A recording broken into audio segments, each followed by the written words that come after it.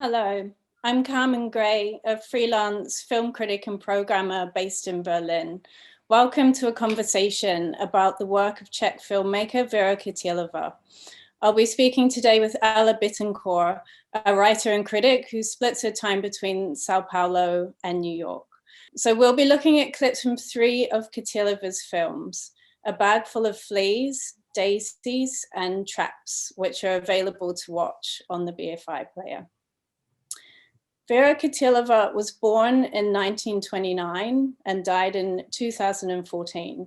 She forged her career when Czechoslovakia was under Soviet rule, and she became a key figure in the Czech New Wave, along with other directors she met at famed film school FAMU in Prague. So this wave of talented directors, including, for example, Jiří Menzel and Jan Němec, made films with a spirit of dissent and Black humor that satirized life under the communist regime. Her work, more uniquely, gleefully pokes fun at the male ego around sexual conquest and reveals patriarchal hypocrisies. Chytilová was the only woman in her class, and she became one of the few female directors in Europe, along with contemporaries such as Agnes Varda, to reach any level of art house recognition in the 60s. She started with documentary, even then with a taste for flipping norms, and then she veered into more wild experimentation. She's best known for her anarchic riot of female rebellion, Daisies, from 1966, probably the most formally daring of all the New Wave films. It was banned by the authorities, and she struggled to work after that for some years due to censorship. Her later films were less visually experimental, but no less radically subversive when it came to sexual politics. So I'm always happy when I get a chance to discuss her. She was such an irreverent kind of mischief maker and endlessly inventive rule breaker that she's a lot of fun to talk about. Ela, what draws you to her work? I mean, is it the spirit that kind of attracts you to her films as well? Absolutely. I think, I came to her Daisies pretty early on when I started writing as a critic. And immediately when I saw this film, I thought this is so remarkable, not only as representative of the New Wave, which itself was already remarkable, but just as one of the most inventive, I think, films in the history of cinema, and that borrows from performance, that at many times feels like visual art, that feels like a precursor of so many things that we would see later on in cinema and in the visual arts. So, I mean, we'll start first with one of her earlier films and a clip from A Bag Full of Fleas. So this is a mid-length film, 42 minutes. It's set in a dormitory for young women in a socialist textile factory. And it was made in 1962. Vtáhni to do sebe. No, ještě jednou a vtáhni to. To vždyť se udousí. A vtáhni to, no.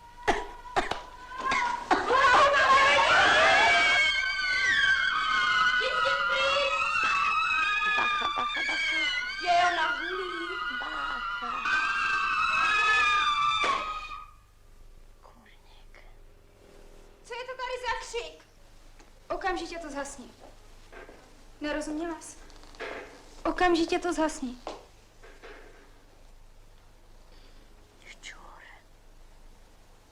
Jo, až přestanou holky z 41, 42, 43, 45, pak přestanu já taky, však co? Nebuď drzá.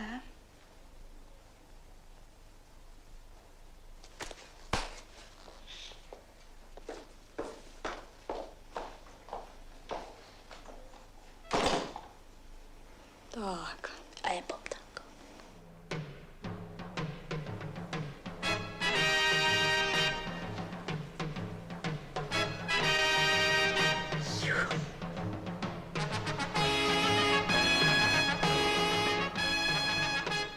Boračisko.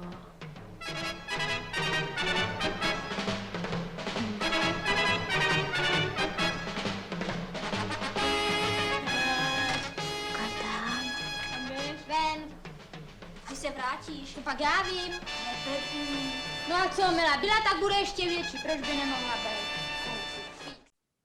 Okay, so that was from A Bag Full of Fleas. And firstly, I mean, I think the depiction of women is very interesting to talk about through all her films, the same kind of thing, but even here, you know, rebelling against the rules, against polite decorum and against gender conventions. So as you saw in the clip, you know, women who don't do what they're told, who play games, who smoke. And I mean, in the same way that Chytilova uses form as well, I think this experimentation that almost seems to burst from the frame in the same way, this irrepressible energy of these women that can't be boxed into any kind of idea of how they should behave. And at one point later, a man says it's worse than guarding a bag full of fleas.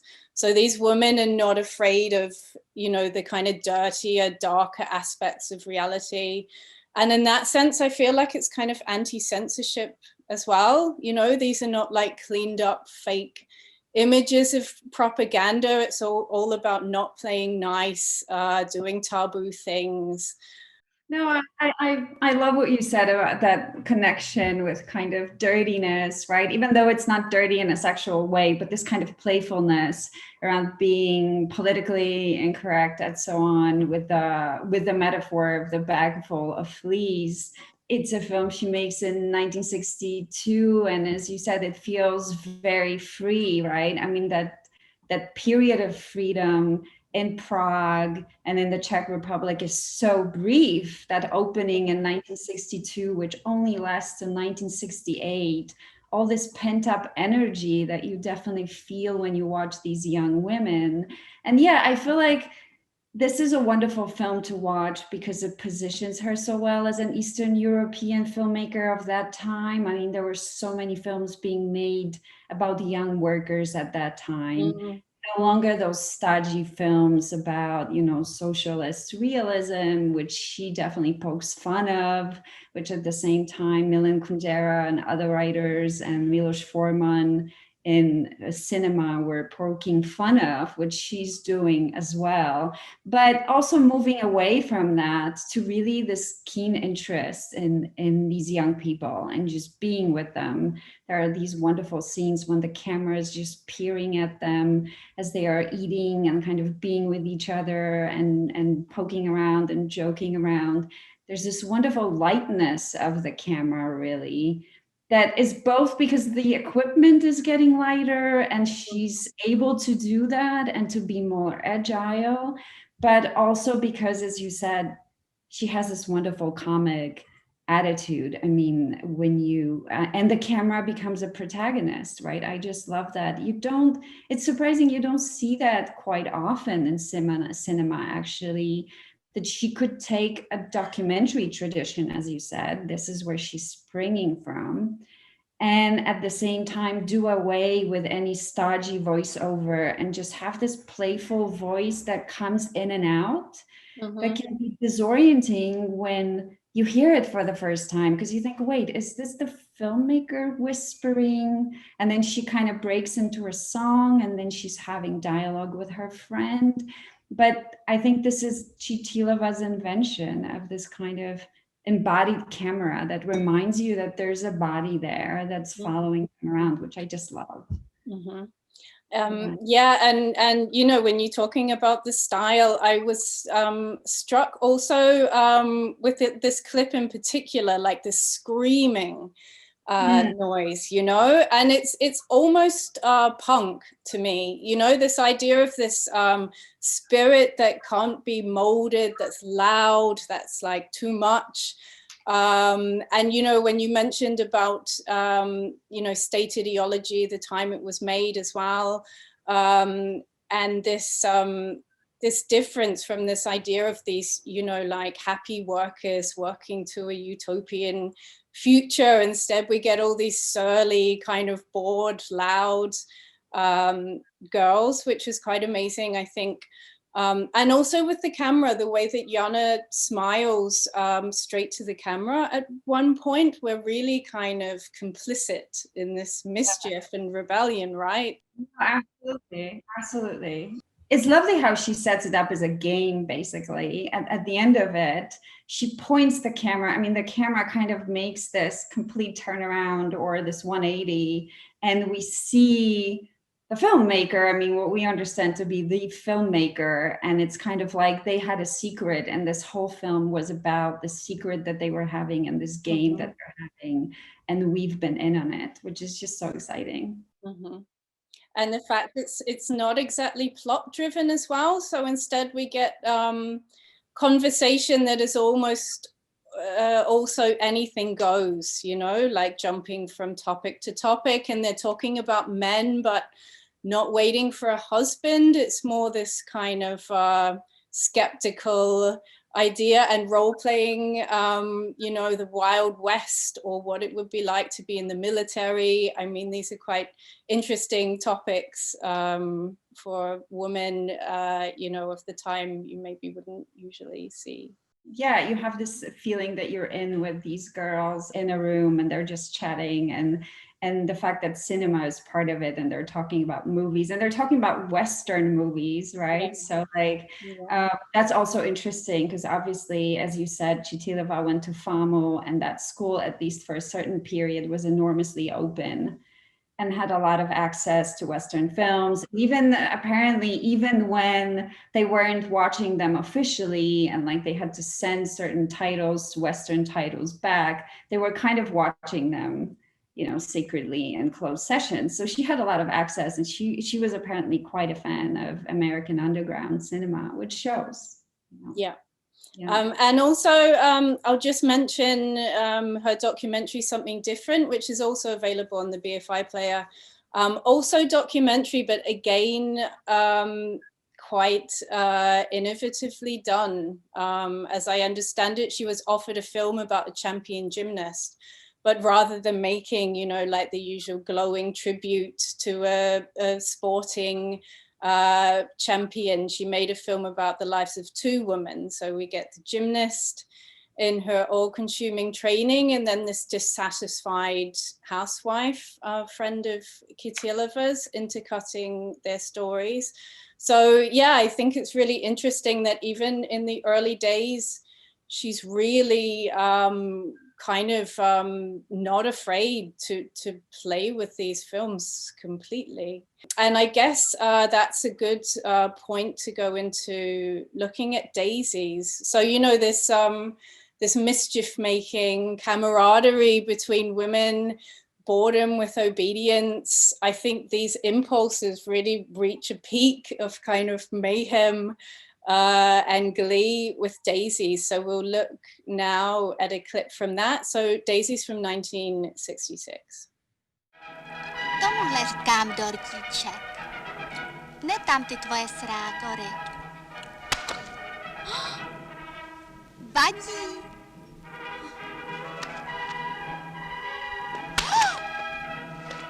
Nevadí.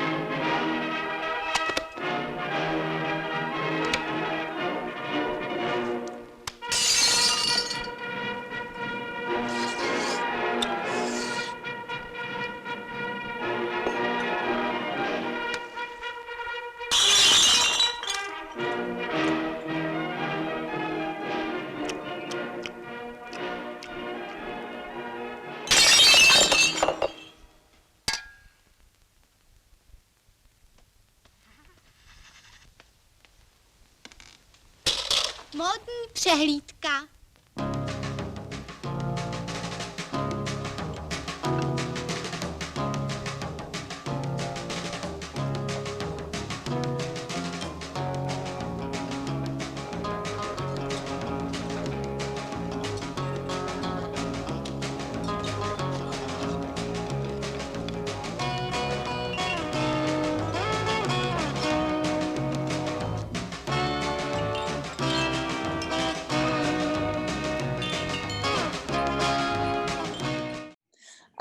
So that was from Daisies, 1966. So, I mean, if A Bag Full of Fleas was questioning the status quo, I feel like Daisies kind of blows it apart.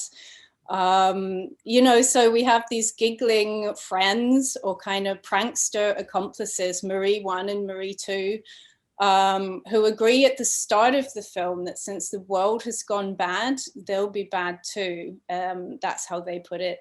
So what we just saw, this devastation of this banquet, which had been set out for party officials.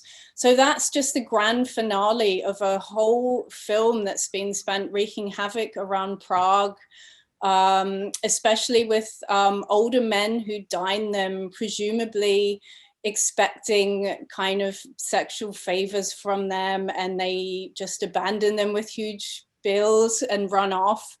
And also scandalize a dance hall, stealing beer, things like that. And, you know, as you saw in that scene, there's a lot about kind of gorging on food as well. And I think it's interesting that Chytilova, you know, like the female body, she kind of presents it more as, or gives back ownership that, you know, this is for your whims or your pleasure. You're not a robot in service to other people.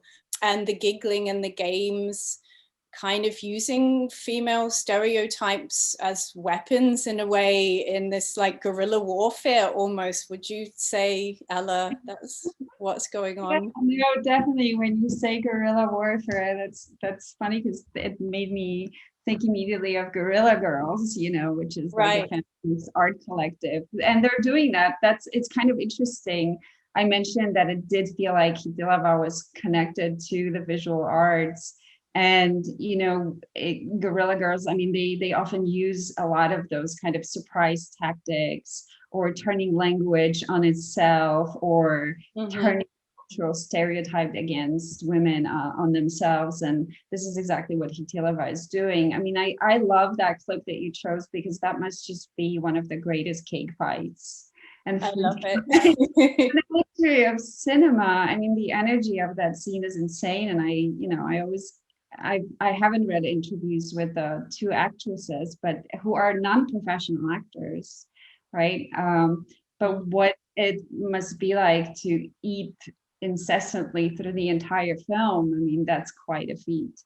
Yeah, and as you said, it definitely feels like Chytilova is using stereotypes against women. It's interesting because she's using the stereotype of how women are often infantilized and as a weapon right here in this film. So this is their tactic, these two young women's tactic, to essentially be dined and wined, and not to have men realize that they're using these voices that are very girly voices, and these deliberate postures that they're kind of enacting this what's expected of them. And it's interesting that sometimes this film is described as an experiment that just kind of, you know, got away from, I don't think that necessarily got away from the filmmaker, but just kind of gone wild, right? I think Chytilova and her team often said that they felt like the film is about destruction. And yet the fact that this is not in black and white, that this is a color film, that, as you said, pleasure and energy is so center, it gives us as viewers an enormously pleasurable viewing, which I think in a way even surprised Chytilova, and particularly her cinematographer, right, Julesław Kucera, who just had such an enormous contribution to this film. I mean, they collaborated on more than one film, they were married, and all these jump cuts, all these quick color changes, the fact that this film at times feels almost like a cubist mosaic or a portrait with all these different vignettes coming at you. That certainly he contributed to that a lot, I feel.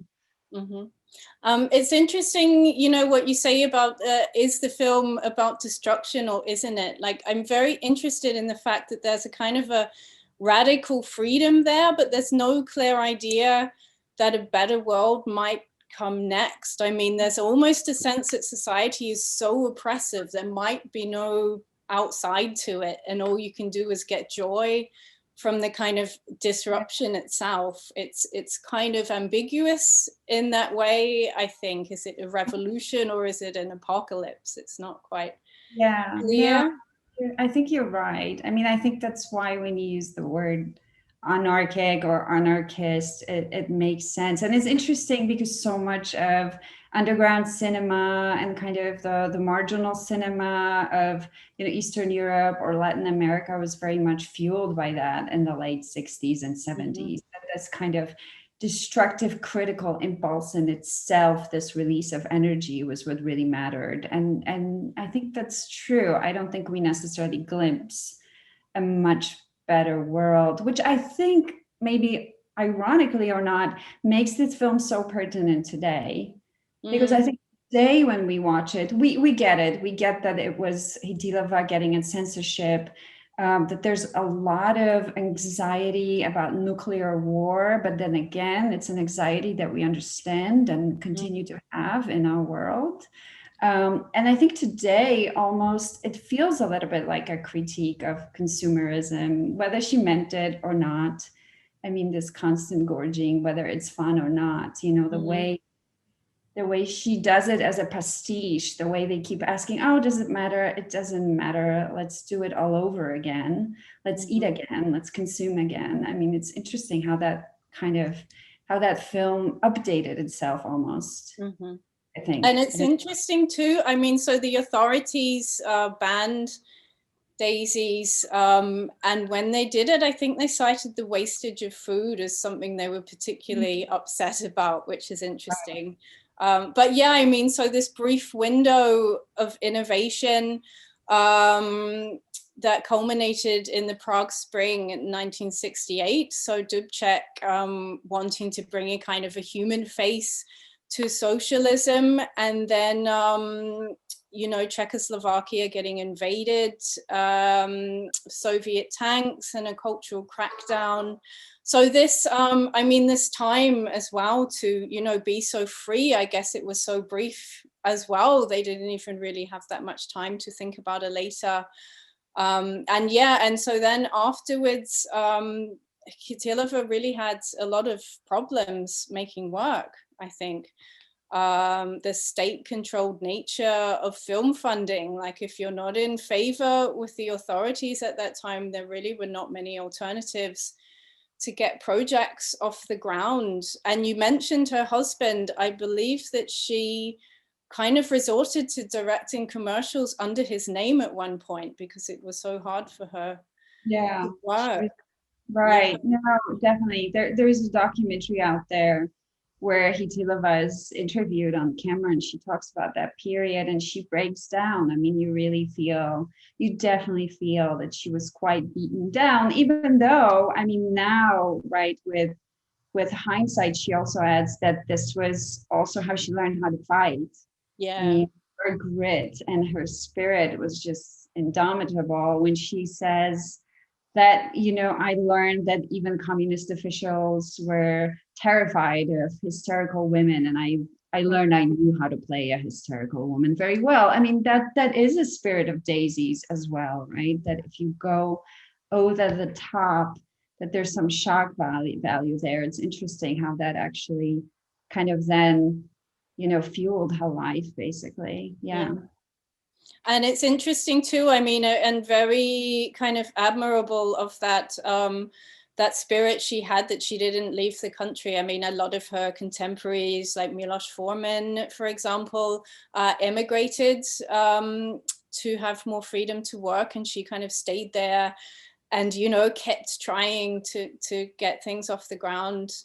And yeah, so a lot of years she was kind of working a bit, but having a lot of problems and could not make too many things. And so now we'll look at a film she made in 1998. So many kind of decades later, when she was working again. So there was a stylistic shift. I mean, she was going into more mass appeal style of comedy, but she was really using this as a vehicle still for quite radical, subversive ideas. So let's take a look at a clip from Traps, which is from 1998. Tak slečno, všecko je v pořádku. Tak na zdraví. Ale ne, já řídím. Ale prosím vás. Na vaše. Musím se posilnit. Posaďte se jen. No jen si sedni, posaďte se. Pojď, sedni si. Jeden. No. To teda vy si ale užíváte. To jsou jenom zbytky po jednom mejdanu. Pojď. Snad mi to pomůže. Do druhé nožky. Šup. Ťuk, ťuk. Na zdraví. Tak a já udělám kafičko, jo? Ne, my opravdu jeden. No, počkej, ať udělá kafičko.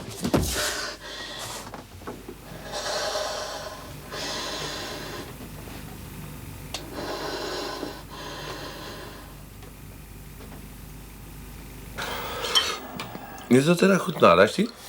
Ne? Hele, já pojedu sám. Nech to, když je to sympatická holka, prosím tě. Máte tady sympatický.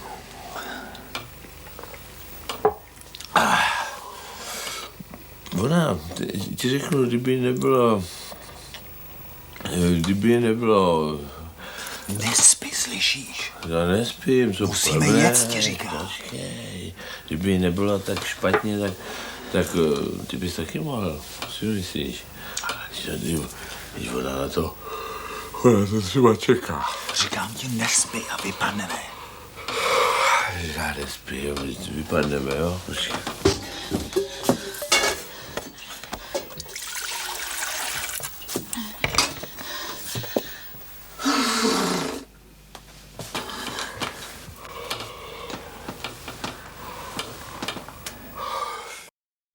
Right, so that was from Traps, 1998.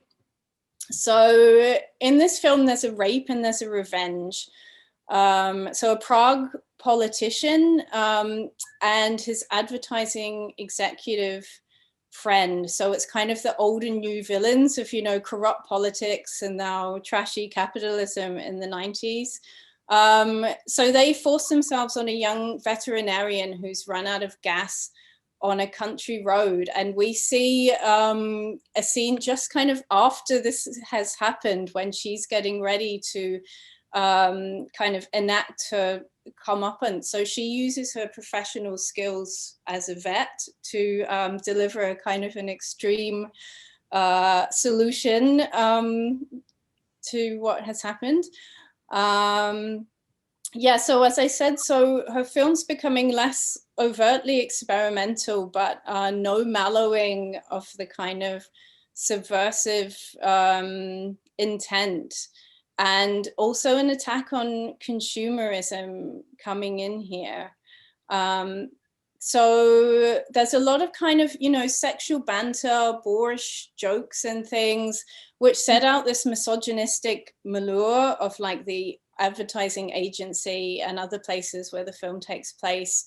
You know, lewd innuendo in this advertising campaign for confectionery called Bark Balls, which is kind of foreshadowing what's going to happen. So yeah, I mean, comedy, but still with a very serious kind of dissenting intent, would you say? Yeah, definitely. I mean, I admire the fact that I can't even imagine what it was like for Chytilová for so many years to invest her energies into basically circumventing the censors, right? And I mean, as you said, it does feel like on one hand, the talent that was there at FAMO and that was there in Prague got drained partly because filmmakers had to leave and they couldn't work any longer. And whoever stayed behind was kind of trapped into this unending cycle of not getting funding or having projects taken away from her.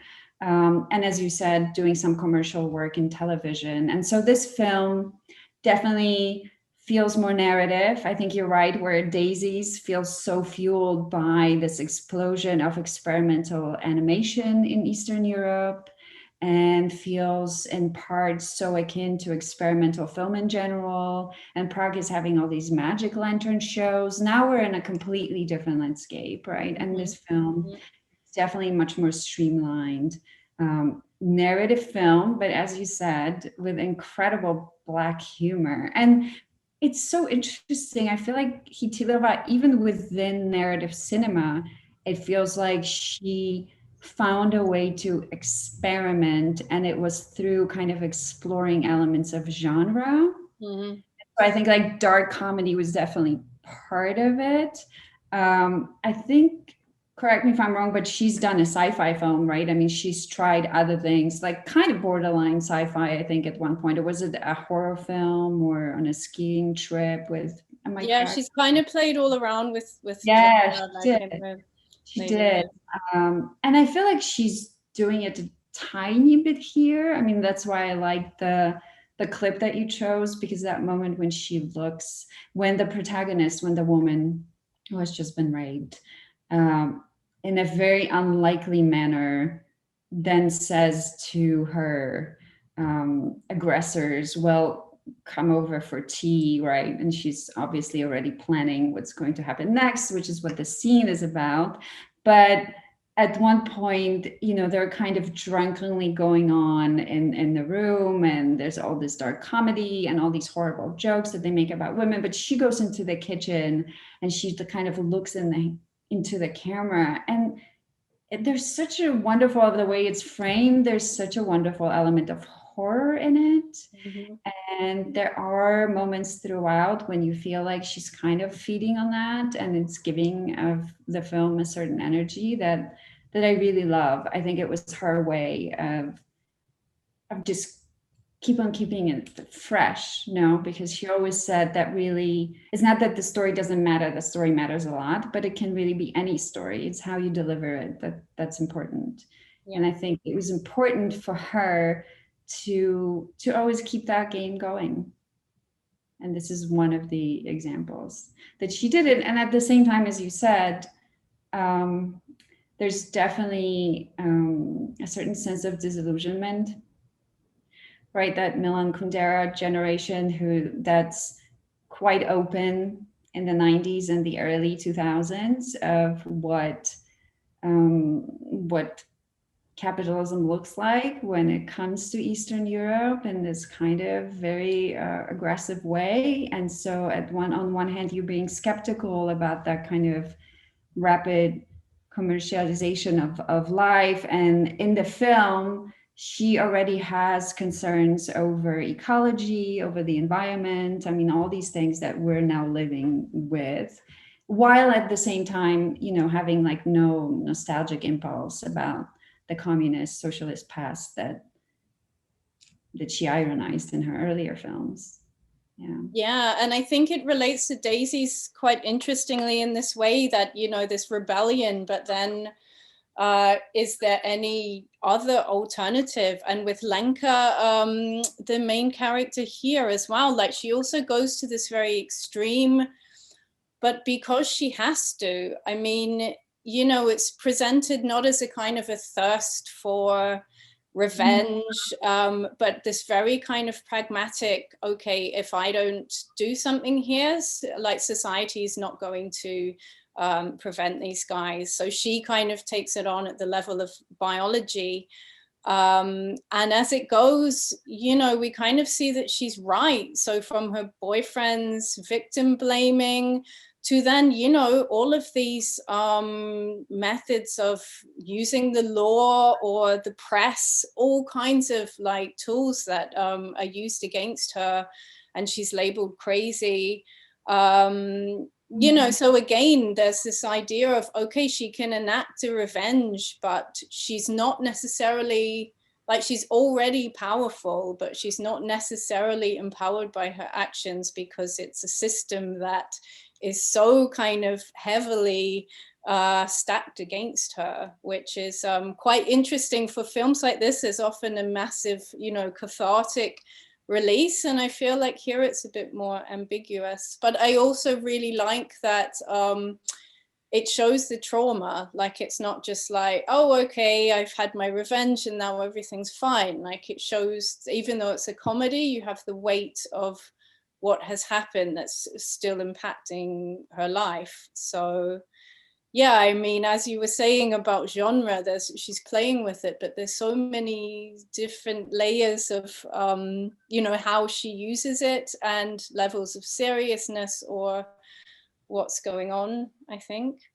Yeah, no, it's true. You're right. I mean, the way in Daisies, we weren't sure how to read these young protagonists, right? These women, and critics early on were kind of all over the place, right? Saying that they were insufferable. I mean, it's interesting how much of the fact that there was a reason why they were that way, how much of it kind of transferred into some of the negative reception of the film, or maybe the misunderstanding of the film in the West, because Chytilova is always having these characters that, are hard to read. And I think it definitely happens in Traps, you're right. I mean, it's not, there's a certain refusal to have it all kind of wrapped up neatly, right? So that we can feel, I mean, actually our female protagonist, she gets her revenge, but in some ways, as you said, because she's called crazy and she's kind of taken away, she doesn't, right? So, and as you said, she was right in her expectation, but that's an interesting comment that I think, again,